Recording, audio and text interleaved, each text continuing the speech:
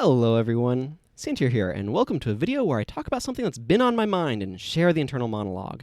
And today I want to talk about, well, basically I've been speculating some lately about how much influence the Cold War still has on the United States of America in terms of politics. So these videos are only not researched, so it's kind of as I understand things, so I absolutely welcome comments in the description to clarify anything I may not know, because there are many things I do not know. Anyway, to get on to kind of the main point, so the Cold War was this long, protracted, I don't know what you want to call it. It's not exactly like it's a Cold War because it wasn't actively fought in the main countries that were engaged in the conflict. So this is from the end of World War II, so mid 1940s, up until the fall of the Soviet Union in like 90-ish, 91, somewhere in that general vicinity. And so that's a pretty long stretch of time. That's about 40 to 50 years. And it was between the United States of America and the Soviet Union, the USSR. And this conflict was fought in many ways. Propaganda was a big part of it, but it was a conflict between ideologies, between ways of engaging with the world, between communist Russia and democratic, capitalistic America. And so why I wonder how much impact this still has on our politics in the United States, particularly in the older generations, is I think there's a bit of a generational gap between people who grew up during the Cold War. So the baby boomers are a prime example of this, and people who grew up after it. So millennials are going to be a big group that was born, right at the tail end of the Cold War, or just after it had ended, sort of time. There's going to be a bunch of people kind of in that area. So there's a group of people who grew up with this sort of context, worrying about, is there nuclear war going to break out, any moment? The drills over that and that sort of thing. And then there's the people who grew up after that and didn't have those sorts of things. But that aspect is not exactly what I'm looking at. What I'm looking at here is the ideological conflict that happened, specifically the communist versus capitalism and all of this sort of thing. So there's a lot of stuff that happened, because it wasn't just capitalism versus communism. It was also against the godless communists and the Christian capitalists. And so this is why I'm wondering, how much impact has this had on American culture long term, even 30 years out from the end of the Cold War? Because 30 years is a long time, but it's not so long that there aren't a lot of people heavily influenced by those events, particularly because we're heavily influenced by what our childhoods are and what we go through then.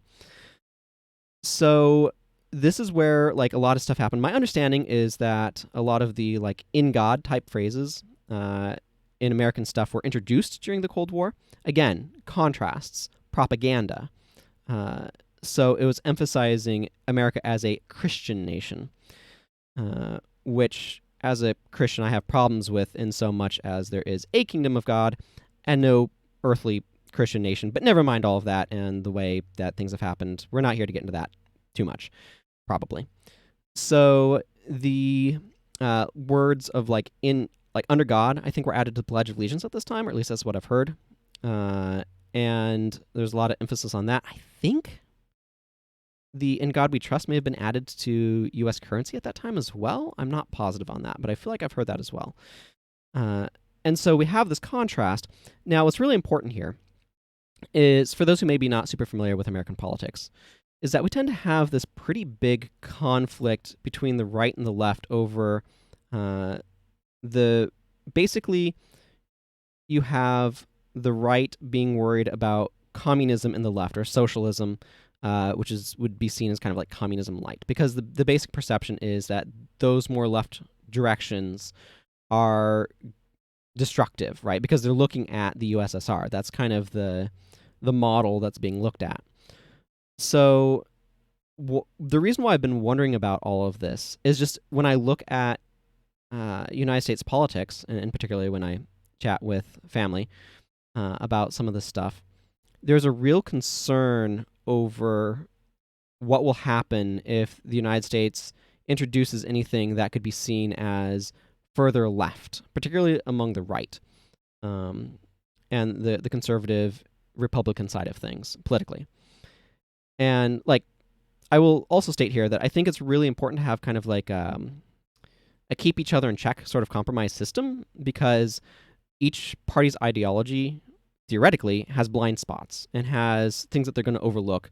And it's important in my mind, at least at a broad systems level, to have multiple points of view that are able to put any ideas put forth for what should be law through the ringer, so that way we can work out any potential difficulties in them. Theoretically, if it was working. It's not working, but that's another can of worms entirely. Starts with gerrymandering. But anyway, so what we have is we have a bunch of people, particularly older, sort of boomer generation, who look at the younger generation's more left-leaning, relatively speaking, ideas and goals and desires, and are basically seeing that as moving towards the old enemy of the USSR. Particularly, you have younger, more accurately, it's skewing left, skewing secular. Both of those things fall into the mold of what the propaganda about the USSR was about, right? The godless communists. So anything that looks to be removing God and going towards communism is seen as falling prey to the influence of the enemy, the now long dead enemy of the USSR. But never mind that. It's the mentality that's been built up. That's what's important here. It doesn't matter whether or not the enemy is real. The memory of the ideology lingers. And so this is something that I've been wondering about, of how much is this influence? I don't really have a good answer for it, but I think it's important to think about, because one of the things that I have come to realize is that history is not in blocks. History didn't begin when I was born. I was born into history, as it were. And it's a continuous process. It's a flow. People are intermingled among generations, and it's a spread. There's a lot of different ways that this comes out. For example, policies that happened in the past that were very racist influence things today because of the lingering ramifications of the past. We are born into a world that is built on the past, and that past continues. So what is the influence of the Cold War still today in politics? How is it set minds in terms of how to interpret the world? How is growing up in the framework of the Cold War influence the way that people understand and perceive the world today? I imagine it's still got quite a big influence. So I'd be really curious to hear what you think. Please leave comments down below, and let's have a discussion. Hopefully there can be a cool follow-up video to this one. Anyway, that's all I have to say today. So thank you all for listening. Until next time, everyone, take care. Goodbye.